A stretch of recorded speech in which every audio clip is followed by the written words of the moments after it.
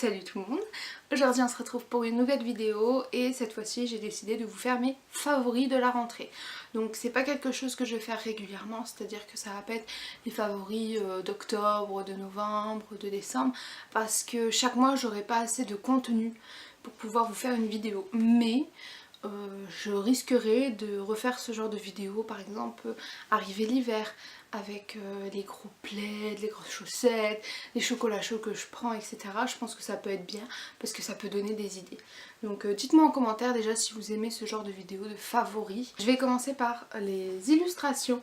J'ai passé une commande sur Hélène Illustration il y a quelques temps parce que en fait il y avait des Instagrammeuses qui avaient fait des box avec plein d'illustrations qu'elles aimaient et toute la boutique était à moins 40%.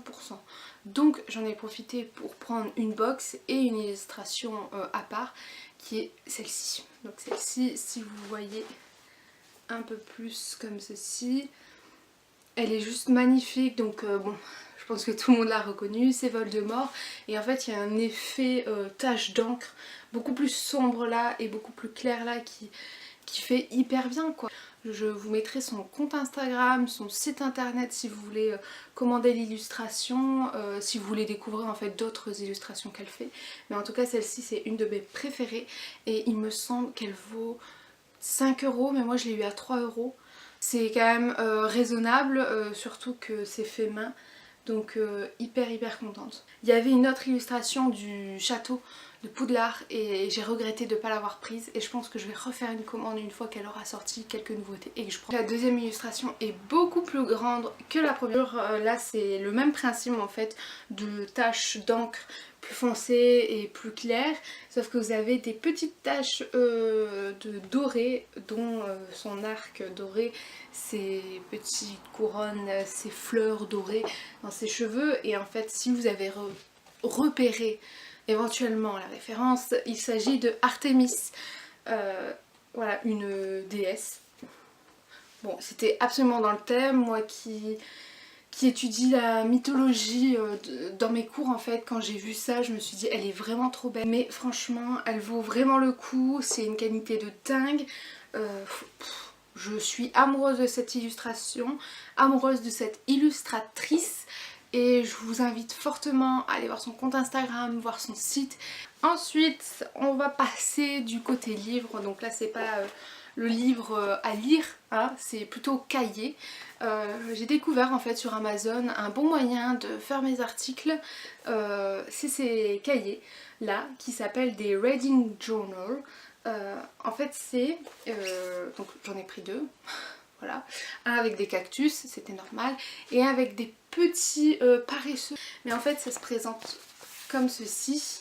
Et vous avez en fait une page où vous pouvez tout simplement mettre le titre de votre roman, mettre l'auteur, mettre l'éditeur, la page, le genre et puis la petite revue. Donc moi j'utilise ça pour faire mes articles de blog, comme ça au fur et à mesure de ma lecture j'écris les sentiments, les choses qui m'énervent, les choses que j'aime, etc. Et c'est beaucoup plus clair et depuis que j'ai ça je vois clairement que mes articles ont beaucoup plus de forme, de contenu. Franchement c'est hyper bien pour commencer et pour être surtout ordonné et pas perdre ses idées au fil des jours. Maintenant on va passer à la catégorie livres, forcément j'aurai toujours des livres coup de cœur à vous montrer. Là j'ai 3 livres à vous montrer, c'est plutôt la catégorie nostalgique parce que ce sont 3 livres qui m'ont fait rappeler mon enfance. Le premier livre, alors il est sorti il me semble il n'y a pas longtemps parce que je l'avais jamais vu en fait avant, mais c'est Maman j'ai raté l'avion, illustré par Kim Smith, qui est en fait inspiré du film, hein, et alors déjà on en parle de cette couverture, l'illustration je suis fan. Il y avait plusieurs albums comme ça qui reprenaient des films assez connus comme Retour vers le futur. Je pense que ça peut être cool de présenter à votre enfant en fait ce genre de livre et puis après quand il grandit il voit le film. Et pour ceux et celles qui voudraient savoir, ça a été fait dans les éditions Quilline. Je pense que ça se prononce comme ça et j'ai payé 12,95 €. Autre livre qui a juste bercé cette rentrée, et que je vous ai déjà présenté dans un haul. Il s'agit des Schtroumpfs et le village des filles. Je vous avais expliqué que je ne voulais absolument pas commencer une nouvelle série des Schtroumpfs parce qu'il y avait déjà 36 tomes qui étaient sortis. C'est beaucoup trop, hein. À un moment donné t'es en retard, t'es en retard. Et du coup j'avais commencé celui-ci qui est en rapport avec le dernier film qui est sorti, que j'avais bien apprécié. Tous les Schtroumpfs ne sont pas présents dedans. Découvrez les filles avec leur caractère et vous voyez que franchement il y en a qui se ressemblent vachement entre mâles et femelles et c'est trop bien. C'est dans les éditions Le Lombard. La nouvelle génération devrait avoir ces basiques là que nous on a eu il y a bien des années, et je trouve ça très intéressant qu'ils ressortent encore des livres comme ça. On voit que c'est vraiment intemporel et que ça marche pas avec une génération. Ça essaye de toucher toutes les générations et franchement c'est hyper bien. Moi je sais que plus tard mes enfants ils liront forcément les Schtroumpfs ou le Tintin ou Astérix et Obélix parce que c'est des choses qui continuent encore d'être publiées et qui franchement plaisent à tout le monde. Vous avez un peu Madame Maladroite quoi, et puis vous avez la Schtroumpfette. Vous retrouvez quand même des personnages que l'on connaît, hein, mais c'est pas tous les personnages, c'est plutôt centré sur le village des filles parce que l'histoire se passe tout simplement au village des filles. Et enfin le dernier livre que j'ai à vous présenter, je l'ai également présenté dans mon haul de la rentrée, donc côté bande dessinée, mais il s'agit de Mickey Maltese, dans les éditions Glénat BD de Ena Cavazano et Zemolin. Alors c'est pas forcément l'histoire qui est un coup de cœur, c'est le personnage en lui-même de Mickey et les illustrations. C'est des illustrations toutes simples, il n'y a pas forcément trop de nuances, il n'y a pas de dégradé de couleurs, etc.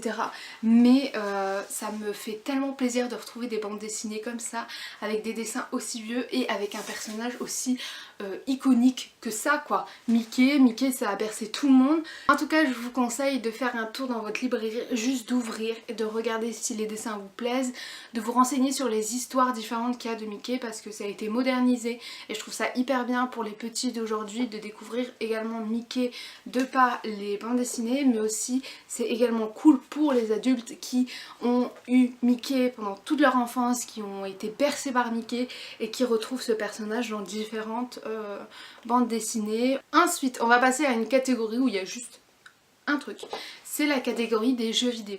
Avec mon copain on a acheté la PS4 il y a à peu près 2 ans il me semble, et depuis on s'achète des jeux et il m'a fait découvrir des jeux comme Tomb Raider, Assassin's Creed, des jeux que je ne connaissais absolument pas. Je savais pas de Play avant, j'avais la PS2 où je jouais à Harry Potter, donc pour vous dire que mon niveau de jeux vidéo n'était pas très haut. Mais en tout cas là mon favori c'est le nouveau Tomb Raider, donc Shadow of the Tomb Raider. Je l'ai pas encore terminé. Je suis loin de l'avoir terminé, mais franchement pour l'instant de ce que j'ai vu il est magnifique. C'est un très bon jeu d'aventure pour ceux et celles qui voudraient se lancer dans les jeux d'aventure. Je vous recommanderais toujours Tomb Raider en premier. Là vous avez en fait une histoire principale et puis à chaque fois vous allez dans un lieu, vous pouvez faire des missions secondaires, vous pouvez trouver des reliques, vous pouvez trouver des documents, des fresques, des cryptes, des tombeaux, et il y a beaucoup de choses à faire dans un lieu. Quand j'arrive dans un nouveau lieu, je m'arrête, je fais tout ce que je peux, je découvre tous les secrets que je peux et après je continue la mission principale. Du coup le jeu je l'ai absolument pas terminé. On passe à la dernière catégorie qui est la catégorie déco. Les deux premiers je les ai trouvés pendant la braderie de Lille. En fait on était donc dans la rue des Brocanteurs quand je me suis arrêtée sur un stand et il y avait deux appareils photo. Alors le premier se présente comme ceci, alors c'est des vieux appareils photo. Celui-ci il me semble pas qu'il marche, je l'ai acheté plus dans un côté déco plutôt qu'un côté utilisation. Le deuxième appareil photo il se présente comme ceci, il est beaucoup plus petit. Je regrette absolument pas mes achats, ça fait une très belle déco. Et enfin derniers éléments, c'est des figurines pop. Il y avait une promo 2+1 gratuit à la Fnac et je voulais 3 pop précises. La première c'est Harry Potter, donc c'est la collection où ils sont habillés pour le cours de botanique avec les mandragores. Bref, petite lunette, petite cicatrice, elle est très belle. Ensuite, ma pop préférée des trois, Ron. Ron, il est trop mignon. J'ai l'impression que toutes les pop de Ron sont trop belles, sont trop mignonnes. Et c'est elle qui m'a fait craquer parce que c'est elle que je voulais en principale. Puis après j'ai vu Hermione, puis après j'ai vu Harry. Et puis enfin la dernière, Hermione, elle aussi, elle tient la mandragore de la main droite. Et elle aussi, elle est bien. J'aime bien ses cheveux effets frisés. Elle est tout aussi belle. Donc voilà, la vidéo est terminée, je vous ai présenté mes favoris de la rentrée. J'espère que cette vidéo vous a plu et que vous voulez que je la refasse peut-être en hiver, en été, au printemps, à l'automne. Dites-moi en commentaire si ça vous a plu. En tout cas, je vous fais de gros bisous et je vous dis à la semaine prochaine. Ciao!